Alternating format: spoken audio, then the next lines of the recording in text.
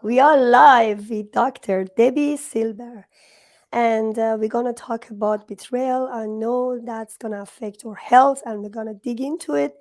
So, this is Green Healing Show. I'm Panta Kalhor, fertility coach, and you can also reach my channel at Panta Kalhor Transition channel on YouTube and podcast platforms.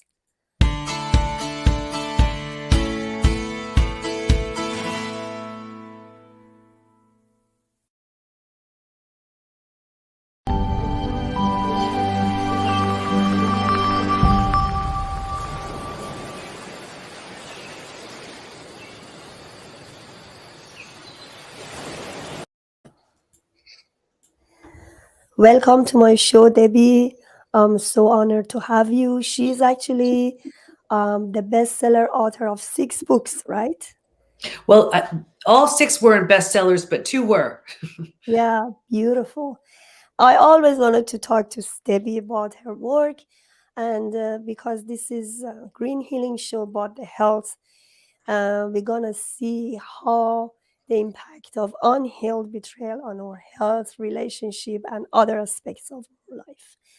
Okay, tell me about yourself, your background, and then we go from there. Sure. Well, it's actually my 30th year in business. And I started in health and then mindset and then personal development. And then I had my own painful betrayal from my family, thought I did what I needed to do to heal from that. And then it happened a few years later. This time it was my husband. If anybody's been through that, then you know you're shocked, you're blindsided, you're devastated. Life as you've known it is no longer. So that was the deal breaker. Got him out of the house and looked at the 2 experiences thinking, okay, well, what's similar to these 2? Of course, me, but what else? And I realized I never really took my own needs seriously. Boundaries were always getting crossed. And I'm one of those believers that if nothing changes, nothing changes. So here I was, 4 kids, 6 dogs, and a thriving business. And I was like, you know what? I'm going back for a PhD. And it was in transpersonal psychology, the psychology of transformation and human potential, because I was changing so much. I didn't quite understand what was happening with me. He was too on his own, wasn't ready to look at that. And then as I'm going through the program, it was time to do a study. And so I studied betrayal, what holds us back, what helps us heal, and what happens to us physically, mentally, and emotionally when the people closest to us lie, cheat, and deceive. That study led to 3 groundbreaking discoveries, which changed my health, my work, my family, my life. Beautiful. Um, so you are a doctor of psychology, right? Mhm. Do you think that betrayal also affects our health, like physical health as well? Do you want to talk about it? How affect you personally? Yeah, well, I know it does, and in fact, that was the second discovery. What was discovered was there's this collection of symptoms, physical, mental, and emotional, so common to betrayal. It's now known as post betrayal syndrome. And we've had, I don't know, 60, 70,000 people take the post betrayal syndrome quiz on our site to see to what extent they're struggling. And a few things about that. The first thing is we've all been taught time heals all wounds. I have the proof that when it comes to betrayal, that's not true. There's a question on the quiz that says, is there anything else you'd like to share? And people write things like, my betrayal happened 35 years ago and I'm unwilling to trust. My betrayal happened 15 years ago. It feels like it happened yesterday. So we know you cannot count on time or a new relationship to heal betrayal at its roots. It will follow you around like a shadow. And in fact, I can tell you how we know for sure a betrayal is unhealed. But anyway, every few months I pull the stats from the quiz to see where people are at, and I have the physical, mental, and emotional stats. Would you like to hear some? For sure, yes. Okay, Go ahead. great. Okay. So now imagine men, women, just about every age group is represented, almost every country out of 60, 70,000 people. 78% constantly revisit their experience. 81% feel a loss of personal power. 80% are hypervigilant. 94% deal with painful triggers.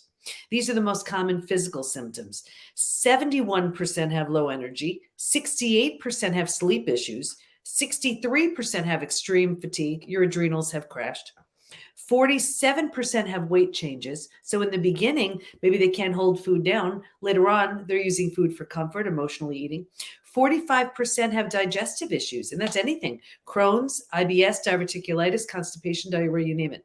The most common mental symptoms: 78% are overwhelmed, 70% are walking around in a state of disbelief, 68% are unable to focus, brain fog, 64% are in shock, 62% are unable to concentrate. So here you are, you still have to raise your kids, you still have to work, you still have to go through your day. And this is what's going on. That's not even emotionally. Emotionally, 88% experience extreme sadness. 83% are very angry. Really common to bounce back and forth between those two emotions, which can be exhausting.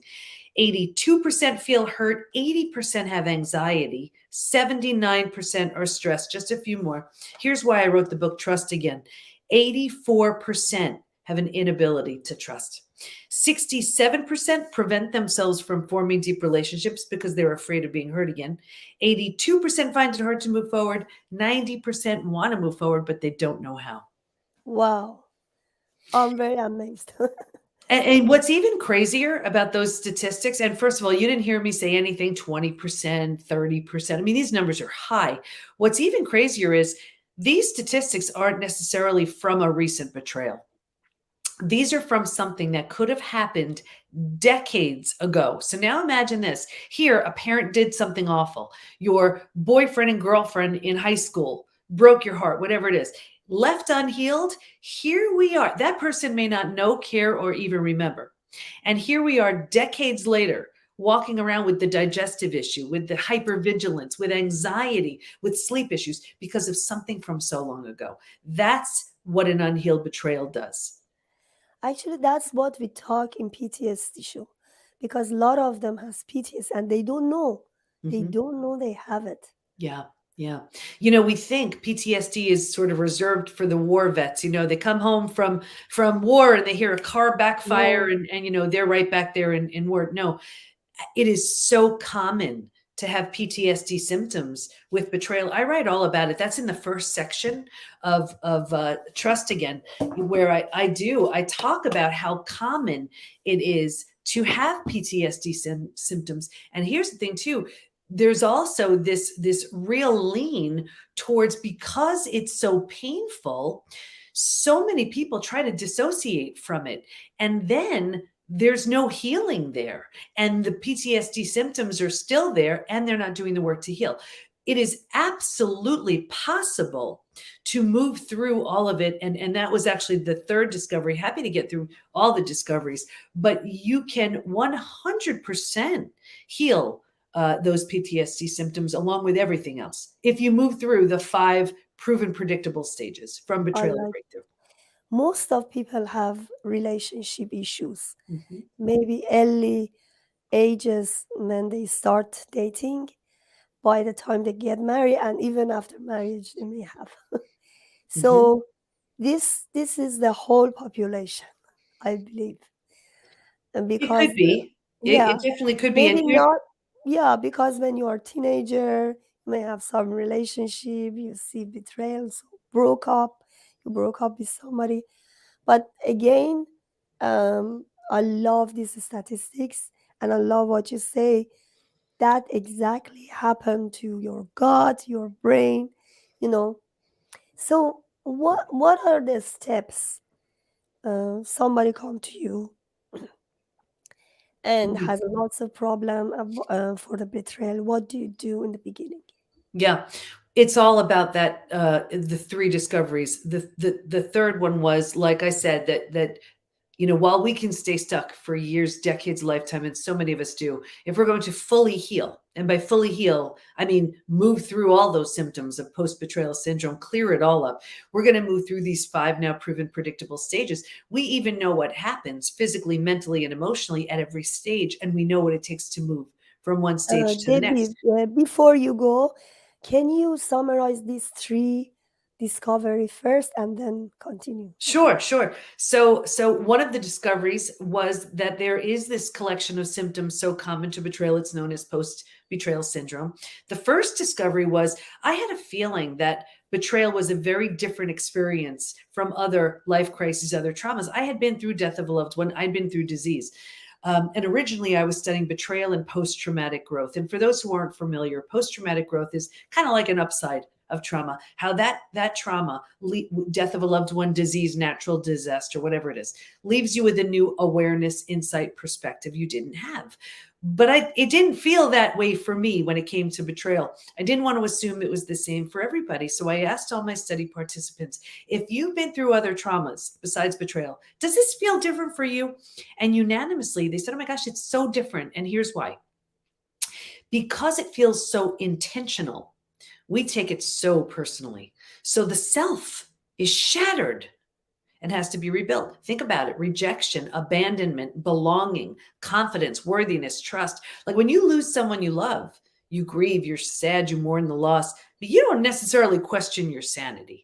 You may not feel like an inability to trust. Betrayal does all of that to you. So it didn't quite qualify it as post-traumatic growth. It's like, yeah, you need to rebuild your life, but you also need to rebuild yourself. So I coined a new term, post-betrayal transformation. That's the complete and total rebuild of your life and yourself after betrayal. So that was the first discovery where, it is a very different experience. The second was post-betrayal syndrome. And the third, when the 5 stages showed up, for me, that was the most exciting of the discoveries, because now there's a roadmap. Now truly staying stuck is a choice. If someone is willing to go through the stages, they will predictably heal. And I'm What happy are to those share. stages? Yeah. Yes. And they're all mapped out in Trust Again. It's what we teach within the PBT Institute. It's what all of our coaches are certified in. I'll give you a version of it right here. So the stage 1 is like a setup stage. And if you can imagine 4 legs of a table, the 4 legs being physical, mental, emotional, and spiritual. What I saw with everybody, me too, was a real heavy lean on the physical and the mental thinking and doing, and kind of neglecting the emotional and the spiritual feeling and being. So if we're only paying attention to those 2 areas, it's like the table only has 2 legs, right? Easy to topple over. Well, that's us. Stage 2, shock, trauma, D-Day, discovery day. And it's the scariest of all of the stages. And this is the breakdown of the body, the mind, and the worldview. Right here, you've ignited the stress response. You're headed for every single stress-related symptom, illness, condition, disease. They are coming your way. Your worldview has been shattered. Your worldview is your mental model, the rules that prevent chaos that govern you. Trust this person, don't go there. This is how life works, right? And in one earth-shattering moment, every rule that you've had is no longer. The mind is also in a complete state of chaos and overwhelm. You can't wrap your mind around what you just learned. This makes no sense. It's truly like the bottom has bottomed out on you and a new bottom hasn't been formed yet. So this is terrifying. But think about it. If the bottom were to bottom out on you, what would you do? You grab hold of anything you could to stay safe and stay alive. And that's stage 3. Survival instincts emerge. It's the most practical out of all of the stages. If you can't help me, get out of my way. How do I survive this? Who can I trust? Where do I go? How do I feed my kids? But here's the trap, though. Once you've figured out how to survive your experience, because it feels so much better than the shock and trauma of where you just came from, you think it's good. And you're like, okay, we got this. And because you don't know there's anywhere else to go, you don't know there's a stage 4 or stage 5, transformation doesn't even begin until stage 4. But because you don't know there's anywhere else to go, you start planting some roots here. You're not supposed to, but you don't know that. And then 4 things happen. The first thing is we start getting all these small self benefits. You get to be right. You get sympathy from everybody. You get your story, you get someone to blame, right? The whole victim thing. And on some level that feels good. So you plant deeper roots. Again, you're not supposed to, but you don't know that. And now because you're here longer than you should be, the mind starts doing things like, well, maybe you're not all that great. Maybe you deserved it. Maybe this, maybe that. So you plant deeper roots. Now, because this is how you think, well, this is the energy you're putting out. So like energy attracts like energy. So now you're calling situations and circumstances and relationships towards you to confirm, yep, this is where you belong. The misery loves company crowd, they come around now too. It gets worse, but I'll get you out of here. Because it feels so bad, but we don't know there's anywhere else to go.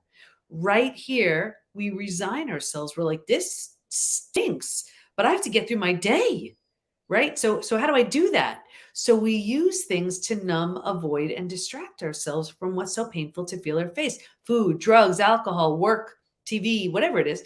So we think about it. We do that for a day, a week, a month. Now it's a habit, a year, 10 years, 20 years. And I can see someone 20 years out and say, that emotional eating you're doing, that overworking, that numbing in front of the TV, do you think that has anything to do with your betrayal? And they would look at me like I'm crazy. They would say, it happened 20 years ago. All they did was put themselves in stage 3 and stay there. Does that make sense?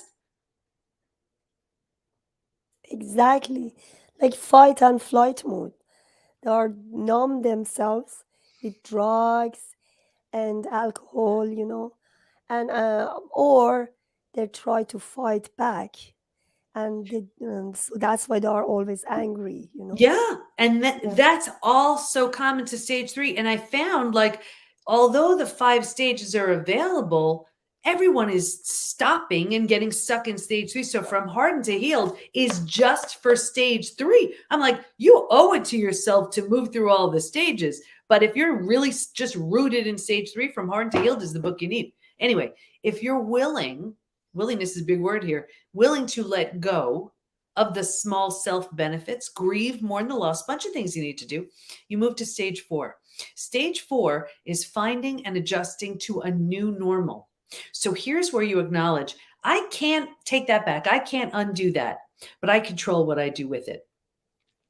Just in that decision, you're turning down the stress response. You're not healing just yet, but you've stopped the massive damage that you've been creating in stages 2 and stage 3. Stage 4 feels like if you've ever moved to a new house, office, condo, apartment, whatever. All your stuff isn't there. It's not quite cozy yet, but it's going to be okay. It's like that kind of feeling. But what's interesting to stage 4 is if you were to move, you don't take everything with you. You don't take the things that don't represent who you want to be in your new space. And what I found was if your friends weren't there for you, right here, you've outgrown them. You don't take them with you. If they don't rise, they don't come. And people say to me all the time, what the heck? I've had these friends 10, 20, 30 years. Is it me? Yes, it is. You're undergoing a transformation, and it just very often it doesn't fit. Those relationships don't fit anymore. Very common to outgrow right. relationships as we move to stage 4. Anyway, when we're in this new mental state, we're making it okay, making it kind of mentally home, we move into the 5th most beautiful stage. And this is healing, rebirth, and a new worldview. The body starts to heal. Self-love, self-care, eating well, exercise. You didn't have the bandwidth for that earlier. You were surviving. Now you do.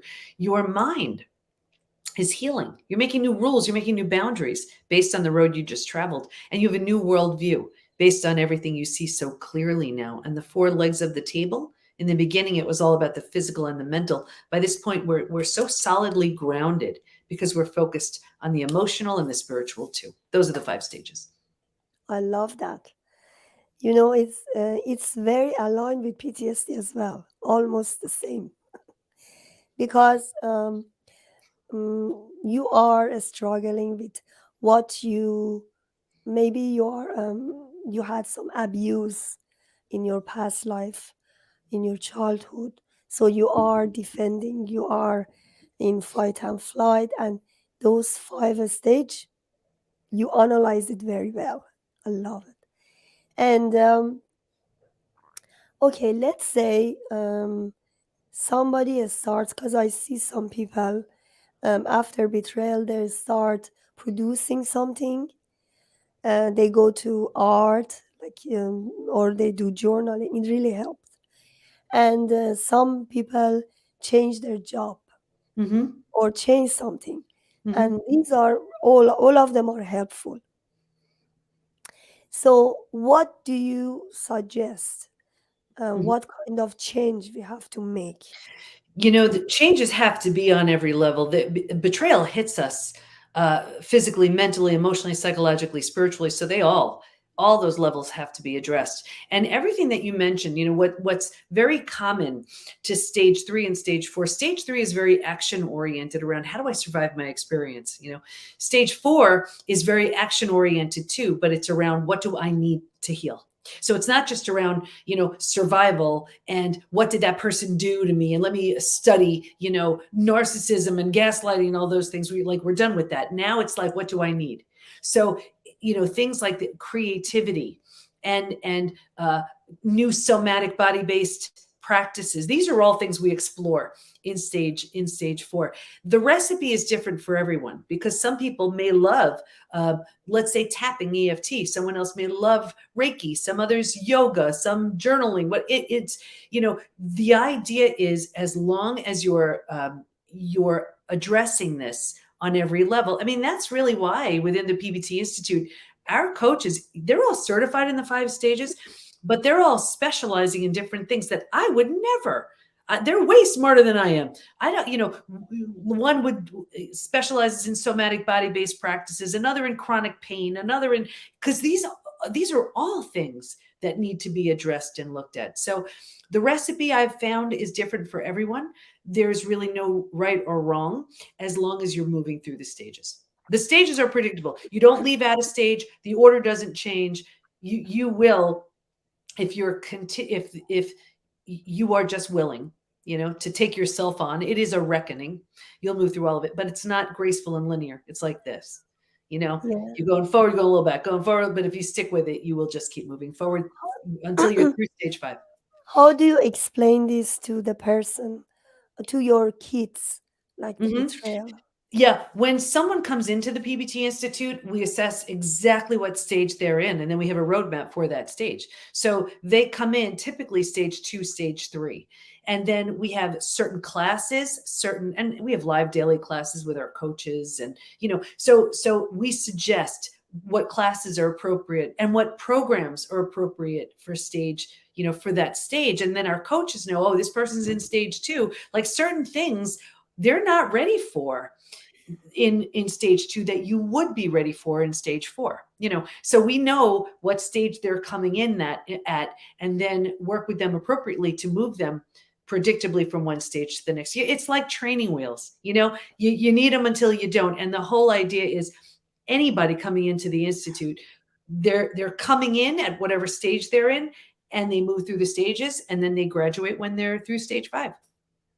So you don't have any specific recommendation for kids? Like how do you what do you say to your kids when this happen? What do I say to who? To To your kids? to my kids? Yes. Let's Oh, say well, the father like betrayed you and he left. oh, yeah, yeah. Well, How do actually, you keep the relationship, or what do you say your kids? yeah, and every family does this differently. Actually, one of our coaches, she specializes in the whole family because that was an experience of hers. In my scenario, and just to close the loop on my situation, rebuilding is always a choice. Whether you rebuild yourself and move on, and that's what I did with my family. It wasn't an option to rebuild with them, or if the situation lends itself, if you're willing, if you want to, you rebuild something entirely from the ground up, new with the person who hurt you. And that's what I did with my husband not long ago. As two totally transformed people, we married each other again. New rings, new vows, new dress, and our 4 kids as our bridal party. My husband was actually the one who told my kids. And I think that's probably why he transformed to the level that he did. Because if anything is going to have you wake up and realize what's important, it's losing everyone that mattered to you. So, I can't even imagine what it would be like to being on the receiving end of 4 teenagers looking at you like, you did what to mom? So I'm sure, as shocked and traumatized and everything as I was being the person who's been betrayed, that was the most gigantic wake up call for him too. And here's the thing too, betrayal will show you who someone truly is. It also has the opportunity to wake them up to who they temporarily became. You never know. And then still, you don't have to do anything with that. But it's something I see all the time within the PBT Institute. I like it. So, do you have any freebies for my audience, and what do you have in your website? Yeah, sure. So, if they just go to the PBT, as in Post Betrayal Transformation Institute, thepbtinstitute.com, We have all about our, our community, our membership there. But I have two different quizzes. The Healed or Hardened quiz will show you exactly what stage you're in. And we also have the Post Betrayal Syndrome quiz. And this way they'll see to what extent they're struggling. The good news is you can heal from all of it. I didn't do anything that anybody else couldn't do. Beautiful. Do you have any last word for somebody who is very disappointed, just hit by this trauma? Yeah, I get it. I know how painful it is. I've been through it. It's the worst pain ever. I mean, I was in the ICU for 11 days and my betrayal hurt worse. So it is from my own experience, the most painful and the most transformative work you'll ever do, moving through your own stuff. But there is a version of you so whole, so healed, so strong, so confident, so happy that's waiting for you in stage 5. Don't stay stuck. Wow, beautiful. Thank you so much, Debbie. Hopefully, I can have you for other shows and summits. And Thank you. that was great. Thank you So so you much. can find Debbie in Amazon as well. She has 6 books about betrayal, They're not all and about betrayal, but I do have 6 books. and you have your website, the pbtinstitute.com. thepbtinstitute.com. Thank you so much. Thank you. Please subscribe to Quantum Calhoun Transition channel and order my book, The Gap, in Amazon. Thank you for watching.